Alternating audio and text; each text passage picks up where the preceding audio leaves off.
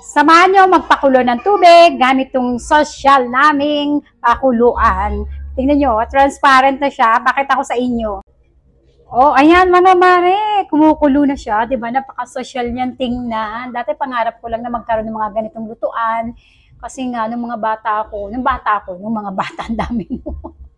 Nakikita ko na yan sa bahay ng mga classmate ko. Sabi ko, parang napaka-social kasi kitang-kita mo na yung tubig kumukulo-kulo. Ayun yung apoy, tingnan nyo, laksan ko yung apoy. Oh, pwede mo naman laksan yung apoy, syempre, mas magbo-boiling siyang maigi. 'Di ba? So, hinaan natin sa inyo gas. Gusto ko lang pakita sa inyo yung Zozjal, o 'di ba? Letter Z, Zozjal. Kasi nga magkakape ako. At eto naman yung kape na aking titimplahin at iinumin for today. Again, ayan yung ating tubig. Kumukulo, no? 'Di ba? Ang cute-cute niyang panoorin. Lagay sa yellow basket kung saan kayo nabili. Bumili kayo kasi napaka-aesthetic niyan. Tingnan mga mare. Patay na natin yung gasol kasi sayang ang apoy at ang gasol.